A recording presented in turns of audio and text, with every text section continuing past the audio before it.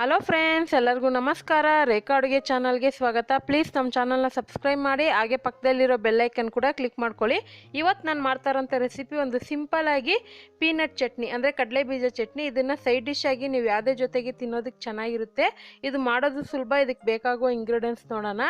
ಇಲ್ಲಿ 1 ಕಪ್ ಆಗೋಷ್ಟು ಕಡಲೆ ಬೀಜನ ನಾನು ಚೆನ್ನಾಗಿ ಮೀಡಿಯಮ್ ಫ್ಲೇಮಲ್ಲಿ ಇಟ್ಕೊಂಡು ಅದನ್ನು ಹುರ್ಕೋಬೇಕು. ಹುರಿದಿದ ಮೇಲೆ ಸಿಪ್ಪೆಲ್ಲ ತೆಗೆದಿಟ್ಕೊಂಡಿದ್ದೀನಿ.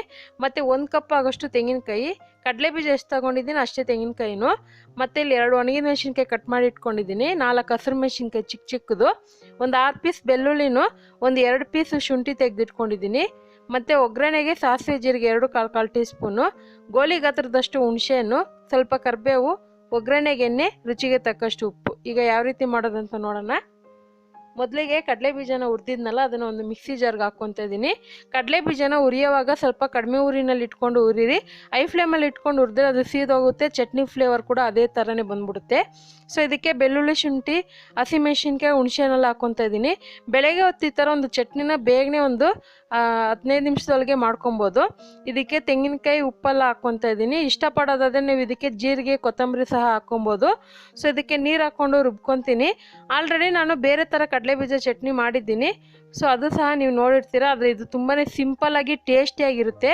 ನೋಡಿ, ಇವಾಗ ರುಬ್ಕೊಂಡಿದ್ದೀನಿ. ಸ್ವಲ್ಪ ರವೆ ಥರ ರುಬ್ಕೊಳ್ಳಿ, ಪರವಾಗಿಲ್ಲ. ನೀವೇನಾದರೂ ಬ್ಯಾಚುಲರ್ ಆಗಿದ್ದರೆ ಈ ಥರ ಒಂದು ಚಟ್ನಿನ ಬೆಳಗ್ಗೆ ನಾಷ್ಟದ ಜೊತೆಗೆ ತುಂಬಾ ಚೆನ್ನಾಗಿರುತ್ತೆ ಕಾಂಬಿನೇಷನ್ನು. ಇವಾಗ ಈ ಚಟ್ನಿ ರುಬ್ಬಿದ್ದೀರಲ್ಲ, ಇದಕ್ಕೆ ಒಗ್ಗರಣೆ ಹಾಕ್ಕೊಳ್ಳೋಣ. ಒಂದು ಬಾಣಲಿಗೆ 1 ಟೇಬಲ್ ಸ್ಪೂನ್ ಎಣ್ಣೆ ಹಾಕ್ಕೊಂಡಿದ್ದೆ. ಎಣ್ಣೆ ಬಿಸಿ ಆದಮೇಲೆ ಸಾಸಿವೆ ಜೀರಿಗೆ ಹಾಕ್ಕೊಂಡಿದ್ದೀನಿ. ಒಂದು ಸ್ವಲ್ಪ ಹಿಂಗೆ ಹಾಕ್ಕೊತೀನಿ. ಮತ್ತು ಇದಕ್ಕೆ ಒಣಗಿದ ಮೆಣಸಿನ್ಕಾಯಿ ಹಾಕಿದ ತಕ್ಷಣ ಸ್ಟವ್ ಆಫ್ ಮಾಡಿಬಿಡಿ, ಯಾಕಂದರೆ ಸೀದೋಗ್ಬಿಡುತ್ತೆ. ಇವಾಗ ಕೊನೆಯಲ್ಲಿ ಕರಿಬೇವು ಸೊಪ್ಪು ಹಾಕ್ಕೊಂಡು ಫ್ರೈ ಮಾಡ್ಕೊತೀನಿ. ಈಗ ಒಗ್ಗರಣೆ ಆಗಿದೆ. ಇದನ್ನು ಚಟ್ನಿ ಜೊತೆ ಮಿಕ್ಸ್ ಮಾಡ್ಕೊಳ್ಳೋಣ.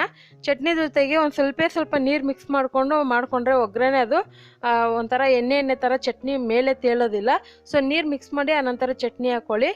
ಸೊ ಇದನ್ನು ನೀವು 1 ದಿವಸವರೆಗೂ ಇಟ್ಕೊಂಡು ತಿನ್ಬೋದು. ನೀವೇನಾದರೂ ಇಡ್ಲಿಗೋ, ದೋಸೆಗೋ, ಪೂರಿಗೋ, ಚಪಾತಿಗೋ ಅಥವಾ ರೈಸ್ ಜೊತೆ ಕೂಡ ತಿನ್ಬೋದು. ತುಂಬಾ ಚೆನ್ನಾಗಿರುತ್ತೆ. ಇದಕ್ಕೆ ನೀರು ಎಷ್ಟು ಬೇಕೋ ಅಷ್ಟು ನೋಡಿ ಮಿಕ್ಸ್ ಮಾಡ್ಕೊಳ್ಳಿ.